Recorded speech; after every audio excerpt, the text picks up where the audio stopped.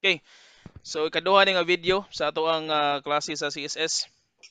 Again, iniguman ni mo shutdown sa computer, imo din ang ikuan bungkagon do nimong kuan katong tower, system unit or computer tower. Now, make sure guys nga natay katong gitawag na to og kuan ba? Anti-static rest wrap. Anti-restart. Kabalo mo ato? Tumurag relo ba nga ibutang sa imong kamot? Katong color blues. Oh, sir. Katong color blue ba no? Kita mo ato? Oh, sir, kita. Oh, actually pwede mo maghimo na guys. Imo mo kuan ba? Kuan naman na murag clip, alligator clip nga wire nya katong garter bitaw. Kung wa mo'y garter, kanang garter sa shore sa inyong mama or papa, pwede niya tabasan niya inyong ikuan. Or kung namoy garter sa inyong balay, Oh, kung mo may kasli kani. Oy, isle pa nga isle mo ko isle. ha? Unsa sa?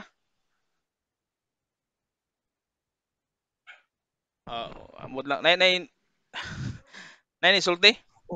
Wala sir kay nag-echo ang mic sir ba kanang mag-on. Sige sige. So nay mga ni chat no, tanaw na to ginsa ni mga ni chat. Anya na dialan sana. Sige sige. So moto. Ato na sang ikuan ibutang sa tong kamot. Pwede sa left, pwede sa right. Kanang kuan gina siya guys. Protective para dili ma-damage ang mga internal nga parts sa tuang computer. Nagitay anti-static rest wrap. Pwede mo mopalit, pwede sa mo maghimog inyong kagalingon. So, balik sa tuang paint. Bungkago na niyong computer. Una niyong tantangon na guys. Ang side case. Dili na ko ikuha na. Nakasulay na magtangtang ang computer. Ang side case sa kaha sa computer. Pagkahuman na tangtangon na ito ninyong makita ninyong ilaw no, kitang motherboard, kitang hard drive, kitang power supply, kitang RAM, kita na tanan. Inyo sa tong hinay tangtang ang katong mga wires, okay? Ang wire nga ga-connect sa motherboard, usually most likely na iduha na kanang ATX o katong upat ka pin, tangtangon na nimo unya adto din ka sa kuan sa kanang hard disk na punay wire diha, SATA cable o katong hard drive power cable something ana imo sa tangtangon. Okay, pagkahuman once matangtang na to imo ding i-unscrew ang power supply. So kuhaon nimong power supply imo ding ipalayo ibutang nimo sa table mo ni may tabwa sa assessment namoy lamisa diha nga limpyo nga lamisa basin ganing nay panapton. So dito ni butang power supply. Pagkahuman nagtangtang ana adto din ka sa hard drive ng tangon nimo imo rang i-unscrew yapon.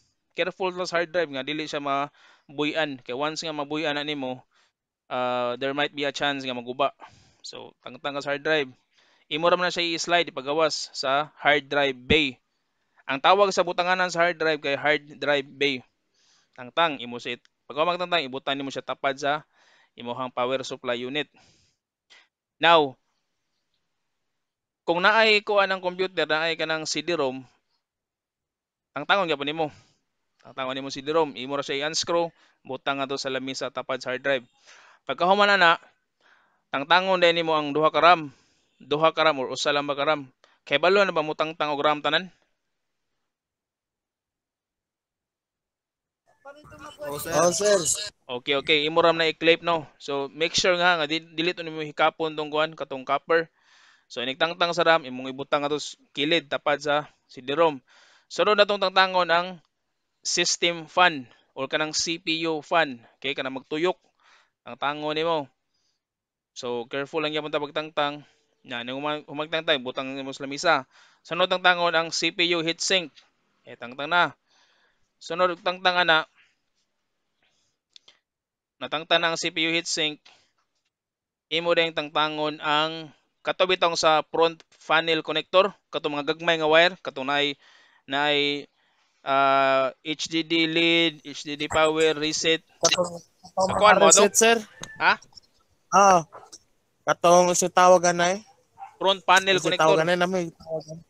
O kana. Okay guys, mo ni pinaka critical gyud. Make sure yun nga ang before mo mutangtangan ang front panel connector, inyo sa nang isuwat para inig the moment nga inyo na ibalik og taon, di na mo maglibog ba. Suwat sa ninyo ang color. Kini dire oh. Dire mo ni di siya.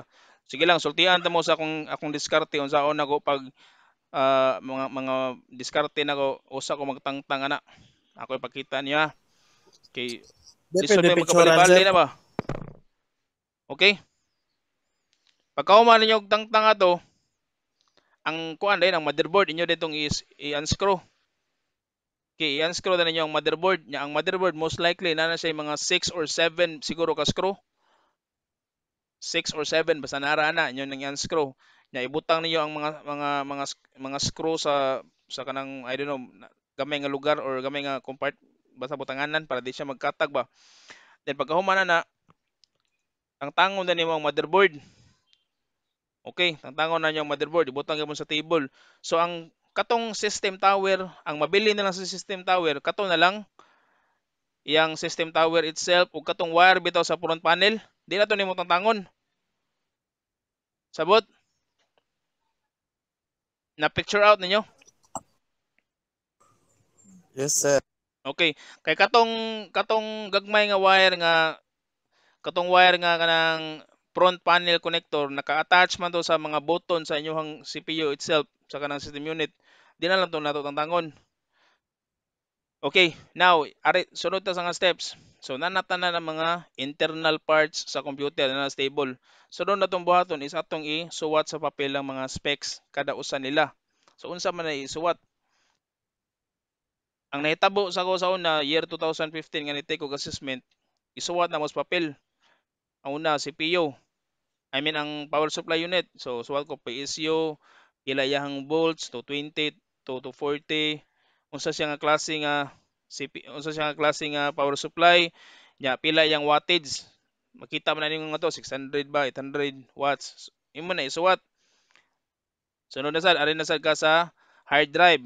Okay, suwat ka hard drive, brand, unsa iyang brand niya? Seagate ba unsa iyang brand, then pila iyang capacity, 1 terabyte ba? Ana, unsa siya nga klase nga hard drive?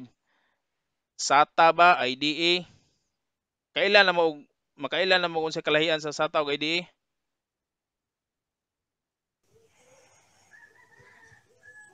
Kailan na mo?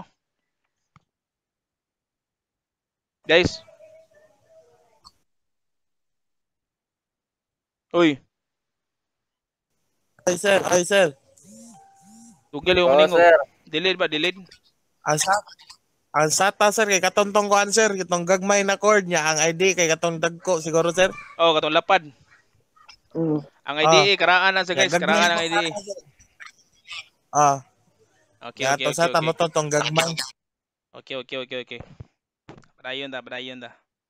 So, email na isuwa ka to sa SATA ni IDE. Then pagkuman, kung naay CD-ROM, isuwa sa inyo ang CD-ROM nga to. Unsay brand, sa CD-ROM, unsay mga serial number, ana ba, mga kuan. Sunod na memory. Suwat ninyo unsay brand sa RAM. Pila yang speed. 4 gig ba, 8 gig ba? Pila yang frequency. Ana, unsa man siya, DDR3, DDR2, DDR4, suwat ninyo. Okay? Ako lang sa i-discuss, pakita na ko niyo unsay ilhanan sa pag-identify kung unsa ni siya nga RAM. Then pagkuman adita sa processor. Unsa ni siya nga processor? Intel Core 2 Intel i3, pila iyang gigahertz. Suwat ninyo. Tanan gyud specification isuwat. Then ari din ta sa motherboard, unsay brand niya, unsay brand sa motherboard. Unsay model sa motherboard. Ana. Okay? Sabot? Yes, sir. Okay. So karon ato nang i-stop sa ang recording kaya hapit na. Kani siya guys, sultian na mo bandicam. Libre na ni siya pero ang imuhang ma-record kay 10 minutes ra, di na siya kabiyan ba. So nindot kayo siya gamiton. I suggest kung ganahan mo mag-record sa iyong tingog, mahimo mo tutorial or mag live stream mo ba sa iyong duwa ba. Pwede niyo gamiton.